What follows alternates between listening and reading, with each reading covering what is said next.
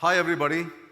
Post-prandial sessions are always a challenge, and especially when you have not had Domino's Pizza but something else as an option. I'll make sure that I leave in 20 minutes because our pizzas on an average arrive in 22 minutes. That's our country average, and mind you, we deliver, this year we will deliver probably 100 million orders.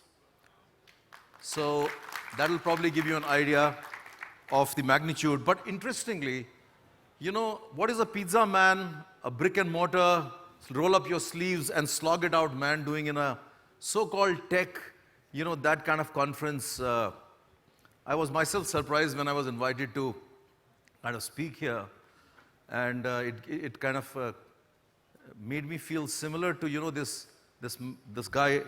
He passes away, and at his funeral his wife and his son are there, and then people start talking good about this guy, and as the goodness keeps kind of growing up, he was a great guy, very cool, comfortable, genuine, you know, human being.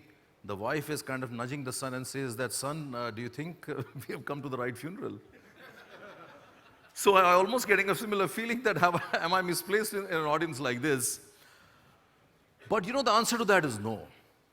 You'll be surprised, and I'll give you some examples of how even in a so-called hardcore, straight from the gut, brick and mortar company like Jubilant FoodWorks, and I'll specifically talk about Domino's Pizza here, how technology and, you know, is interwoven into what we do. Let me throw a few data points onto the board. Our global CEO, of course, has over the years, you know, changed his, you know, his outlook towards the company. He thinks we are an e-commerce company who happen to be in the pizza business. The first drone delivery, mind you, while Jeff Bezos and Amazon walked away with all the credit, and rightfully so, maybe it was the first drone delivery actually was tried in the US by Domino's Pizza. When it will start getting commercialized and so on is a different story altogether. Let me talk about India. Even today as we speak, by the end of this year, we believe we will be the 4th or the 5th largest or busiest e-commerce site in the country. Pizza delivery, e-commerce business, we'll probably be doing 1 million deliveries a month, let's say by March next year. And nearly 500,000 of these will be through the mobile app or the mobile phone. I mean, there are the Flipkarts and the Amazons and all those guys, and then probably 4th or 5th or 6th in the zone will be something as rudimentary and gut as Domino's Pizza. So that is the power of this e-commerce thing today. Let me throw some other customer-centric, customer-oriented statistics at you. Today, while this idea is nearly 5-6 years old, but the previous governments didn't buy it, and the new government, you know, for whatever reasons, jumped at it, is to bring delivery of food on railways. Today, you are sitting on a seat 32B, you book your ticket, it gives you an option that would you want Domino's Pizza, and there are a few other options also to be served on your seat. You arrive at Jhansi station, and lo and behold, there's a guy next to you who is offering you the pizza, collects money, and vanishes. Numbers are still small, but it's happening. Day before yesterday, some people may have read in the newspaper, a train traveling from Chennai, I think, to Salem or Uti or one of those places, had children of a school going on some excursion. 700 Domino's pizzas were delivered. They were booked through the net on the train. It's all happening. 30 minutes of free, which is so centric to what we have been doing over the years, while the creation of this concept and execution, and I was telling somebody, you know, a little while back that how out of these crores of deliveries which we make, 0.3%, 0.35% actually end up going as free deliveries. But the whole science and everything behind it, which is of course archaic and old now, is built around, you know, some algorithms and so on, which are again emanating out of intelligence which we build in. But more importantly, the tracker. Today when you go to a Domino's site, you can actually track your order as it's coming to you. There are 5-6 different stages, and as they say, the hunger clock normally works faster than any other clock in the world. You're too anxious, especially your kids, to figure out. And also at the end of it, if this guy's arrived late, I may get a free pizza. You know, that kind of expectation. you can actually track your pizza as it comes to your doorstep. There are layers which we are going to build on that, and I will talk about that in a moment, that what is our expectation, how technology will play even a bigger role as we move forward. The conventional, analytics model, the frequency, recency and all that, which is like 5-10 years old, how over the years, even a company like us, we today have in our database in excess of 20 million consumers, unique consumers. From a bucketized approach where we would cluster customers and then we would kind of throw stimuli at them and hope a response would come back and then keep building on that, today we have evolved to a stage where each and every single consumer, so 20 million consumers are actually 20 million segments. Every time you throw a stimuli at them, the system on its own, it's an online, which updates based on a response or lack of response to tell us what is the likelihood of a response on a stimuli thrown at every single consumer. That is the level of analytics that we are getting into today. And mind you, it's as mundane on a subject as buying a pizza, frequency of which is at a country level for us, and we are a market leader with 70-75% share of the business, is 3 to 4 times in a year. But still we believe that that is the intricacy of analytics, and again, technology and everything that comes along with it plays such an important role in this. Let me shift the gear a little bit. So these are all consumer-facing things, what benefits the customer. If we move aside and start looking at things like video analytics, which is just about trying to find its way even into our industry, but how you can use analytics, and we are already deploying it, to check out consumers' reactions, behavior, covert, overt, subliminal levels, body language and so on, and kind of converting that into what are the actions for us to more internal focus, which is employee engagement, employee behavior, consumer facing and even internal. Again, that is something which is in future going to play a big role, and I will dwell on that again in a moment. So that's also happening.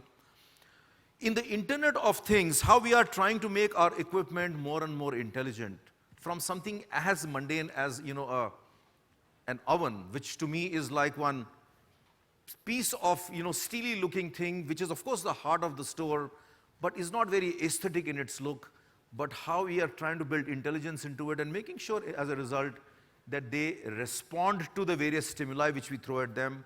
Energy efficiency is of course one of them, but also in terms of the way they kind of take our pizzas along and our other products along and so on. And I'm not referring to other equipment which is there inside the store. So that is again playing a big role. And finally, I would say something which many people in the room may or may not be aware of. Yesterday I was at a conference, and up on stage along I was accompanying the food FSSAI, it's called, Food Safety Chairman of the country. He's a new guy, and why he's the hero right now, and I'm sure people in the room would realize that after the Maggie unfortunate incident and so many other things on the food safety side, how that has become the center stage of everybody's talk. And clearly consumers are driving it because they ultimately want safe food to consume. And while we were discussing, we realized the role technology over the years has played, especially in categories like ours, which are highly perishable, which are highly customer sensitive. All our products, I would say 50% of our products, even in the supply chain system, have to move between 1 and 4 degrees centigrade. It's as precise as that. If it's less than 1 degrees, doesn't mean it's in the safe zone. It may still render the food unworthy of consumption. If it's more than 4, it's clearly abuse. How when things travel from, let's say, our vendors to us, from us to our stores, and then they are used in the stores, how do we have remote access to all this information sitting, at wherever we are? How the moment there is a bit of an abuse, alerts start going because there are intelligent systems built into those trucks, into those equipment, which are placed at various places. There is a whole science which goes behind all this, supported of course by all this AI and everything else, which will tell you that what role, even in the back room, in the backyard, in in so-called making sure that eventually the safe food gets delivered or is consumed by you, how technology again plays a significant role. So while it may seem that, arey yaar, yeah, this pizza is a pizza at the end of the day, yaar, what is this technology business? And you know, why are we sitting in this session? Do you realize that technology today can't be kept away from anything? Something as rudimentary and mundane, even as pizza, is at the back and even at the front, which is consumer facing, supported by some intense interventions of technology. So looking forward, what are some of the things which we are working on or which are going to play a big role even in our kind of business? Let me start with, and my invitation to the group here is, and it's a full room by now, which is interesting, is anywhere you believe that you see opportunities in whatever I'm saying, you want to partner with us, work with us. Being the largest player in the food service space in India, we have close to 20% share of the food service space. And as I said earlier, 70% of the pizza space in particular. But you believe that you have products, you can customize products which are attuned or are good for our kind of industry. You know, while I'm in a hurry to leave for the airport as soon as I finish, but my email addresses and everything is available here, so you can have access to that, and we can work closely. Let me start by talking about this opportunity of safe food, healthy food, but delivered at points which are going to be in future or still are the high rapid transport transient places like the railways, the buses, the metro locations. Call it this new revolution of rooms which are being created, affordable rooms and so on. We are in the midst of creating what I would call a grandiose proposal, especially for railways, because the minister and the ministry today is very, very open to kind of absorb whatever we are saying. The number of people who pass our railway stations and bus stops, and especially railway stations, because dwell times are higher than they are in a train, and the train moves on for 10, 15, 20 hours and so on. How do we create an ecosystem of, you know, food consumption which is worthy of consumption? And while we prepare that plan, clearly technology, you know, so-called intermeshing with whatever we are talking about, creating raw infrastructure of actually physical stores at stations. We are today present in 220 cities in India, so that's the access which we have with a lot of others don't have. But more importantly, it integrated into what we call the IRCTC, which is the railway body, where you can order and, you know, it can come to your exactly at the place where you want it. It could be at the railway station, it could be on the railway. Similarly, we have just about initiated our discussions with the red bus and that segment. Similarly, metro locations, we are already at a lot of places. I'll give you one interesting example which is already doing very well, which is on the Juhu beach side. We have some sort of a kiosk there, only an order taking kiosk, nothing else. And through Wi-Fi, it is connected to a store which is not very far from there. So you can place your order, and within no time, 10 minutes, you will have pizzas delivered to that particular. So opportunities like these, we are already working on, and clearly technology is going to play a big role, you know, from what the consumer is asking for. Converged device, we have nearly 30,000 employees in India, and out of which 25,000 are consumer facing. They go to the consumer and then they deliver pizzas. How do we enable, you know, how do we equip them with one converged instrument, which is a smartphone, but more importantly, it's a device which has multiple apps built into it. From acceptance of credit cards, which is still a challenge in this country, surprisingly. You know, there are various devices, unwieldy, large, you know, high wear and tear and so on, which are happening, but nothing is kind of simple, seamless, and easy. Information flow, consumer feedback, you know, those kind of things also features built into it. GPS tracking, which is going to be a big thing. Like I was talking about various stages of tracking which you can do today. We are trialing as we speak, but we want even these devices to become enablers for the consumer, almost to know what route the guy is taking. Will he be there in exactly 8 minutes or not? And as the person is knocking on the door, you could almost be opening the door for him because you know that he is standing there. We are doing a lot of work in that area, and people who are, believe they have solutions for us, I think they should come forward and talk to us, and we'll be more than happy. Reconciliation of accounts, even LSM, which are more like internal, all through this one converged device, which is, a smartphone. And we are in discussion with some companies on this, but we look forward if there are people, who can seamlessly integrate everything into it. A great life insight, and we always believe that life insight actually leads to the best, solution creations, from the consumer's perspective, and that should be the starting point in any case, is this concept which we are working on called Pizza Mogul. It's a concept of co-creation. Today the consumer is saying, I like your pizzas, I'm emotionally connected to your brand, but now I want to participate.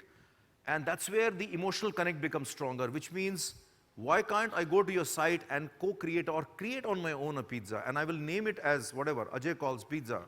And then there are people who will rate all these pizzas, and they are ready to pay a price for it, and if my pizza sells more than, let's say, Arun's, or whichever, or his sells more because I think he's more a pizza man by now, sitting on our board for so many years now, that product actually may be called Arun's Pizza. And whatever sale we do, he will get a part of that, and so on. Such is the level to which you are taking concepts like co-creation, which is becoming omnipresent now. There is an ownership, there is a sense of belongingness, consumers get more and more engaged, and those kind of things. So this is just an example, and we want to take this concept, and technology will always be at the forefront in terms of enabling all this. GPS tracking I talked about.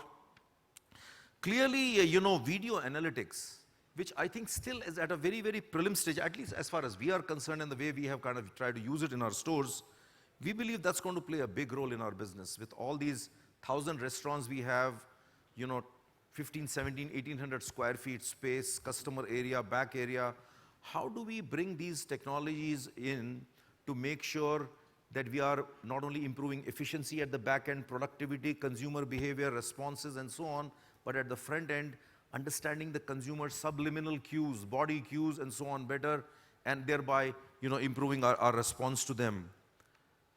And use of robos, which again, we are trialing somewhere, but still at a very, very early stage. I would love to meet or converse with people who believe are working on robotics kind of areas to evolve solutions which are relevant to the retail industry and to, a pizza company like ours. I don't know whether I have exhausted my time. I think I have, because 15 minutes was allotted to me and then 5 minutes for some questions. My objective was, actually I was originally asked to speak on customer centricity and how you can create an obsessed, customer-centric, obsessed company. So I'm in some ways filling a gap here, but I hope I have been able to tell you that today technology can engulf any industry, something as mundane, and call it, even as a pizza industry. So with that, thank you very much for giving me this opportunity.